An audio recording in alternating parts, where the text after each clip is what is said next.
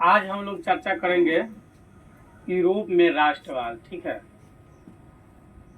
आप जिस भी मुल्क में रहते हैं राष्ट्रवादी होना बहुत जरूरी होता है। ठीक है, जिस शरीर में जीव का आत्मा निवास करता है ना, तो उस शरीर की सुरक्षा की जिम्मेदारी उस जीव की होती है, चाहे वो मानव हो या छोटा से छोटा जीव हो। ठीक है, साधारणतः एक चींटी को भी अगर हम मारना चाहते हैं तो वह भी अपनी सुरक्षा का प्रयास करेगा। ठीक है, तो मूल रूप से प्रकृति का रूल्स ये है कि हम अगर किसी भी जीव की हत्या करना चाहते हैं या उसका नुकसान पहुंचाना चाहते हैं तो वह अपनी सुरक्षा के लिए हर संभव जितना हो सकता है उतना प्रयास करता है। ठीक है, अब रह गई मानव की बात, तो मानव एक सामाजिक प्राणी है। ठीक है, ऐसा अरस्तु ने बताया कि मानव क्या है, एक सामाजिक प्राणी है, वह समाज में रहने योग्य है, समाज से बाहर वह नहीं रह सकता है। तो मानव एक सामाजिक प्राणी है। अब रह गई बात तो राष्ट्र की बात, तो भारत भी एक राष्ट्र, अन्य देश भी एक राष्ट्र है। सबकी अपनी अपनी गरिमा है, सब अपने अपने संवैधानिक दृष्टिकोण से कार्य करता है और आगे बढ़ता है, और सबको आगे बढ़ने का यह अधिकार है और यह मानवता का अधिकार है। आज हमारी जो चर्चा होगी यूरोप में राष्ट्रवाद। ठीक है, यूरोप एक स्थल का नाम है, यानी कि एक जगह है। ऐसे मूल रूप से समझिए तो यह क्या है, महादेश है। ठीक है, हम लोग जहाँ निवास करते हैं हम लोग एशिया महादेश के अंतर्गत आते हैं, यूरोप एक अलग महादेश। तो नॉर्मल में कह दिए कि एक ही जगह है, यानी कि एक स्थान है। तो यूरोप में राष्ट्रवाद पर चर्चा करना है। तो यूरोप में राष्ट्रवाद कैसे पनपी? पहले विभिन्न क्षेत्र में जो है राजतंत्र था। राजतंत्र होने का मतलब होता है जहाँ का शासन राजा के हाथ में होता है। ठीक है, और लोकतंत्र होने का मतलब होता है कि जहाँ की शासन लोगों के हाथ में होती है। ठीक ना, लोकतंत्र में जनता निर्णायक होती है, जब वो चाहती है तो उस सरकार बदल सकती है, उसके हाथ में होता है। तो राष्ट्रवाद की भावना से संबंधित हम पहले चर्चा कर ले कि राष्ट्रवाद आखिर होता क्या है। तो पहले बताया गया कि जो जहाँ निवास करता है, चाहे जीव जिस शरीर में निवास करता है, उस शरीर की सुरक्षा की जिम्मेदारी उस जीव की होती है। उसी तरह हम लोग भारत में रहते हैं तो हमें अपनी राष्ट्र के प्रति जो है कर्तव्य निष्ठ रहना चाहिए। जिस तरह शरीर की सुरक्षा के लिए हमारी जिम्मेदारी है ना, शरीर की सुरक्षा के लिए हमारी हाथ, पाँव, नाक, आँख, कान, विभिन्न अंग हमारी सुरक्षा प्रदान करती है। ठीक ना, जैसे भूख लगता पेट को तो खाता कौन है? मुंह खाता है। और कहे हम नहीं खाएंगे तो चलेगा, शरीर चलबे नहीं करेगा। तो उसी तरह मूल की बात। तो यूरोप में राष्ट्रवाद, तो देखिए ये राष्ट्रवाद का जन्मदाता है। यह महादेश क्या है, राष्ट्रवाद का जन्मदाता है। तो राष्ट्रवाद समझ लीजिए क्या होता है, तो किसी भी समाज की वैसी भावना या विचार जो किसी विशेष भौगोलिक, सांस्कृतिक या सामाजिक परिवेश में रहने वाले लोगों में एकता कायम करती है। यानी कि राष्ट्रवाद क्या है, एक भावना है, एक लोग का विचार है जो किसी विशेष भौगोलिक, भारत नहीं मतलब पूरे दुनिया की बात हो रही है। ठीक है, जो किसी विशेष भौगोलिक, सांस्कृतिक या सामाजिक परिवेश में रहने वाले लोगों में एकता कायम करती है, जिसे हम क्या कहते हैं, राष्ट्रवाद। यानी कि राष्ट्रवाद एकता की एक भावना है। राष्ट्रवाद क्या है, एकता की एक भावना है। ठीक है, तो राष्ट्रवाद का डिफिनीशन अगर पूछा जाता है तब बोल दीजिए कि किसी भी समाज की वैसी भावना या विचार जो किसी विशेष भौगोलिक, सांस्कृतिक या सामाजिक परिवेश में रहने वाले लोगों में एकता कायम करती है। ठीक ना, परिवेश यानी कि किसी भी परिवेश में वह रहता हो। जैसे चिट्ठी का भी एक झुंड होता है, जब वो चलता है तो वो भी अपने झुंड में चलता है। हाथी का भी अपना झुंड होता है। जंगल में अगर एक अकेला हाथी अगर घूमने के लिए जाए, ठीक है, तो उस पर अगर हिंसक जीव, शेर, बाघ इत्यादि अन्य जीव जो उसका हिंसक होता है, ठीक है, तो वह अगर उस पर आक्रमण करता है तो अकेला हाथी होगा तो मारा जा सकता है। लेकिन वही हाथी यदि झुंड में हो, एक अकेला शेर का हिम्मत नहीं है कि उस पर आक्रमण कर सकता है। इसलिए एकता में बहुत बल होता है। तो राष्ट्रवाद का डिफिनीशन उसी प्रकार से कन्फर्म किया कि किसी भी समाज की वैसी भावना, विचार जो किसी विशेष भौगोलिक, सांस्कृतिक या सामाजिक परिवेश में, मतलब परिवेश हम जिस वातावरण में रहते हैं, हम जहाँ भी है, ठीक है ना, जीव जहाँ भी रहता है और जिस वातावरण में रहता है वह उसका परिवेश होता है, ठीक है। तो कहा कि किसी विशेष भौगोलिक, सांस्कृतिक या सामाजिक विशेष परिवेश में रहने वाले लोगों में एकता कायम करती है ना, उसको हम क्या कहते हैं? राष्ट्रवाद कहते हैं।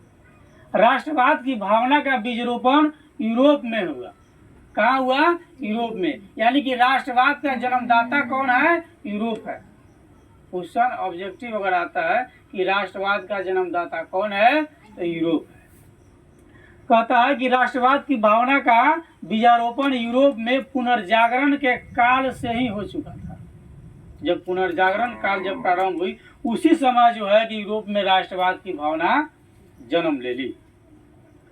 परंतु 1789 ईस्वी की फ्रांसीसी क्रांति से यह उन्नत रूप में प्रकट हो गया।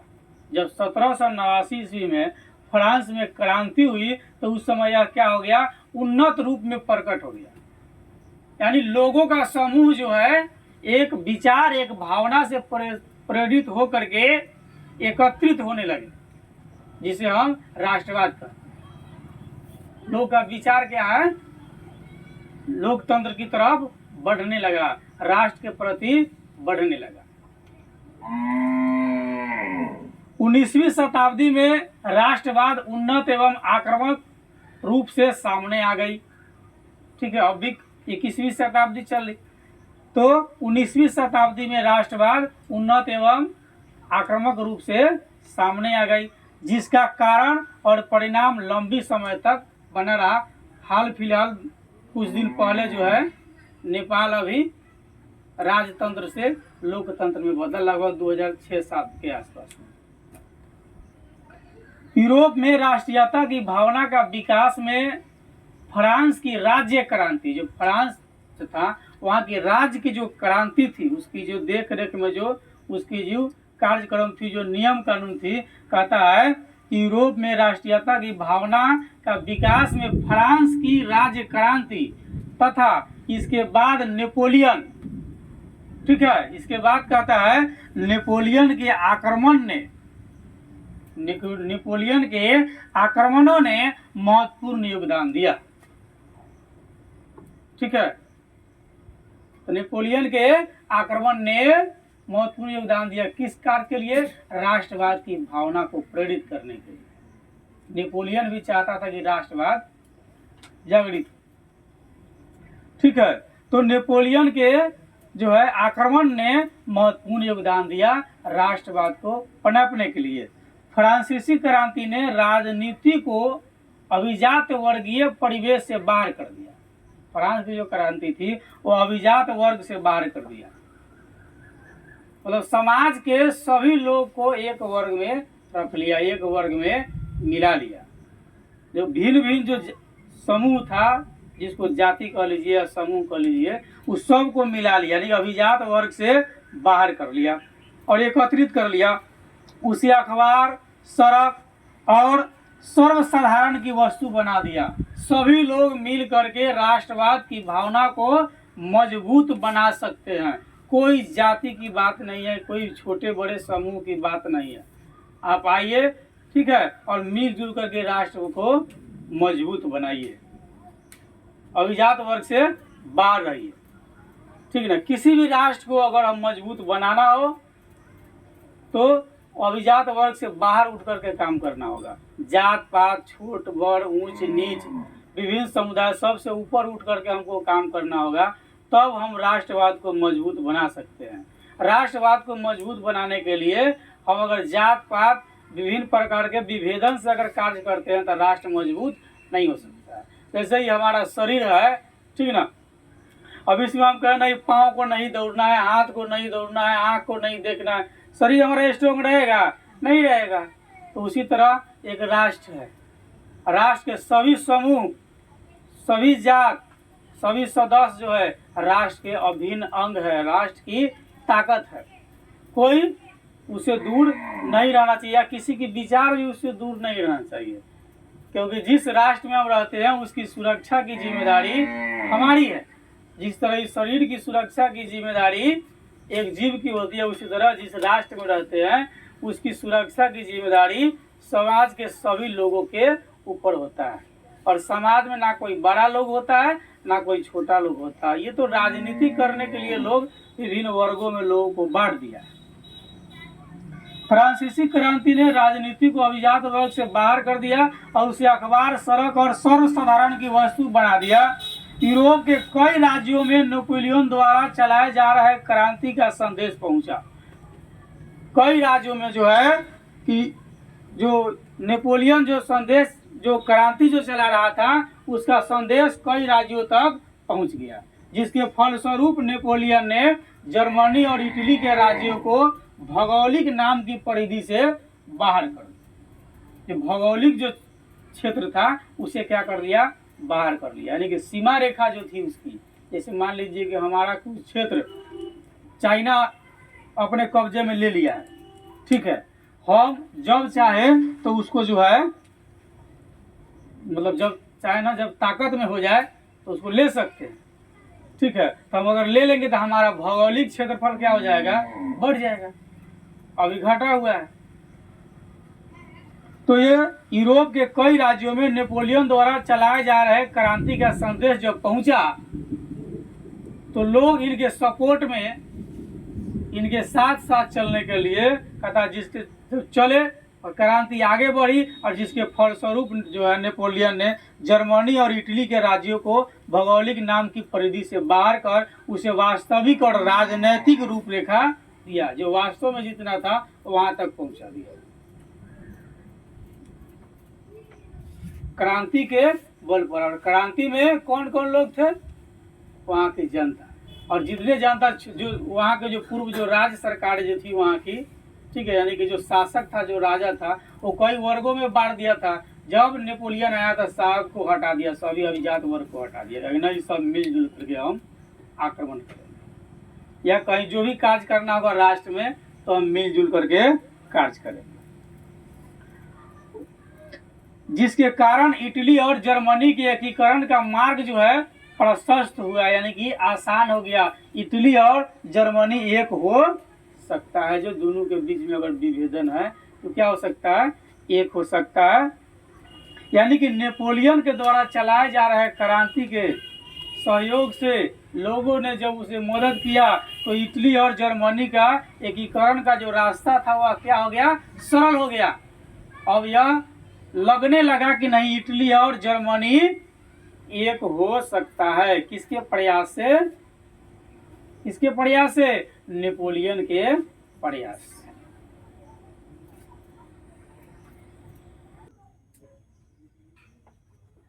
चलिए हम लोग यूरोप में राष्ट्रवाद के तहत फिर चर्चा आगे बढ़ाते हैं। एक तरफ हम लोग देखें, नेपोलियन ने कई सारे प्रयास करके जो है वह जर्मनी और इटली के एकीकरण का मार्ग को प्रशस्त किया और राष्ट्रवाद की भावना को जागृत किया। दूसरी तरफ नेपोलियन के नीतियों के कारण फ्रांसीसी प्रभुत्व और आधिपत्य के विरुद्ध यूरोप में देशभक्ति भी जग गया। लोग देशभक्ति के प्रति ज़्यादा जागृत हो गए, ठीक है। और देश से जो है मोहब्बत होना भी चाहिए सभी व्यक्ति को। तो एक तरफ तो नेपोलियन के नीति जो है फ्रांस के प्रभुत्व को मजबूत किया और उसके आधिपत्य के विरुद्ध यूरोप में देशभक्ति जग गया, ठीक है। जो वहाँ की शासन जो थी उसके विरुद्ध में क्या हो गया? लोग जागृत हो गया। यानी लोग चाहता था कि राजतंत्र को समाप्त किया जाए, प्रजातंत्र लाया जाए। नहीं, देश के प्रति ईमानदार होना बहुत जरूरी होता है। नेपोलियन के पतन के बाद, ठीक है, नेपोलियन के पतन करने का मतलब हो गया कि जब वो खत्म हो गया, पराजित हो गया, हार गया, उसको हम पतन कहते हैं।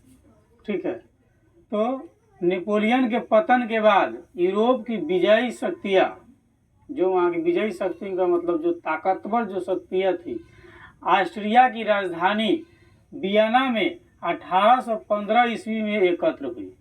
ठीक है, ऑस्ट्रिया की राजधानी कहाँ? वियना।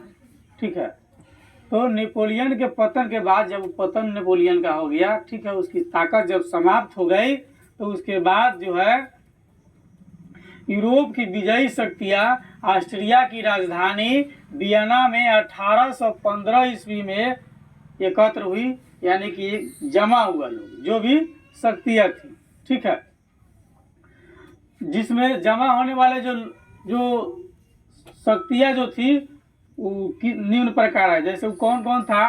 ब्रिटेन, रूस, फ्रांस और ऑस्ट्रिया जैसी कई रूपी शक्ति जो है वहाँ पर जमा हुआ, जिसका उद्देश्य था यूरोप में पुनः उसी व्यवस्था को स्थापित करना जो पहले से वहाँ चल रहा था। ठीक है, इसका उद्देश्य क्या था कि जो पहले से वहाँ की शासन व्यवस्था थी, फिर से उसी को व्यवस्थित करना था, न कि नेपोलियन द्वारा जो है प्रजातंत्र और राजतंत्र की जो समस्या जो क्रिएट की गई थी, दो भाग में जो बांटा गया था, उसको समाप्त कर देना था। ठीक है, परंतु विजयी शक्तियां जनतंत्र और राष्ट्रवाद की उभरती शक्ति को समझने में असमर्थ रही। जो भी शक्तियां थी वह इस बात को समझ नहीं पाई कि हम लोगों को दबाने का प्रयास किया जा रहा है। ठीक है, 1815 ईस्वी के वियना सम्मेलन की ठीक है 1815 ईस्वी के वियना सम्मेलन की मेजबानी ऑस्ट्रिया के चांसलर मेटरनिख ने किया। मेजबानी यानी कि उसकी अध्यक्षता जो है ऑस्ट्रिया के चांसलर, यानी कि वहाँ चांसलर है, समझ लीजिए प्रधानमंत्री। जैसे अपने यहाँ प्रधानमंत्री होते हैं ना, वैसे वहाँ चांसलर होते हैं। तो 1815 ईस्वी के वियना सम्मेलन की मेजबानी यानी अध्यक्षता ऑस्ट्रिया के चांसलर मेटरनिख ने किया। यानी ऑस्ट्रिया के चांसलर कौन था? मेटरनिख था। ठीक है, जैसे अभी भारत की चांसलर कौन होगा?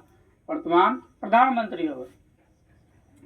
ठीक है, तो 1815 ईस्वी के वियना सम्मेलन की मेजबानी ऑस्ट्रिया के चांसलर कौन कर रहे थे? मेटरनिख कर रहे थे। ठीक है, ऑस्ट्रिया की राजधानी कहाँ? वियना। ऑस्ट्रिया की राजधानी कहाँ? वियना है। ठीक है, तो 1815 ईस्वी के वियना सम्मेलन की मेजबानी जो है ऑस्ट्रिया के चांसलर मेटरनिख ने किया, जो घोर प्रतिक्रियावादी था। ठीक है, मेटरनिख क्या था? घोर प्रतिक्रियावादी व्यक्ति था यार। वियना सम्मेलन में ब्रिटेन, रूस, फ्रांस और ऑस्ट्रिया जैसी यूरोपीय शक्तियां मिलकर नेपोलियन द्वारा राजतंत्र और प्रजातंत्र की क्रांति जो था उसको समाप्त कर दिया। नेपोलियन ने जो लोगों के अंदर जो है राजतंत्र और प्रजातंत्र की जो क्रांति जो लाया था उसको क्या कर दिया? समाप्त कर दिया। कौन कर दिया? मेटरनिख। ठीक है, समाप्त कर दिया और शांति स्थापित किया कि लड़ाई झगड़ा अब नहीं होगा। शासन जिस प्रकार से चल रही थी अब उसी प्रकार से शासन पुनः संचालन होगी, जिसका परिणाम हुआ कि नेपोलियन युग का अंत हो गया और मेटरनिख युग की शुरुआत हो गई। ठीक है, परिणाम क्या हुआ? नेपोलियन युग का अंत हो गया और मेटरनिख युग का शुरुआत हो गया। ठीक है,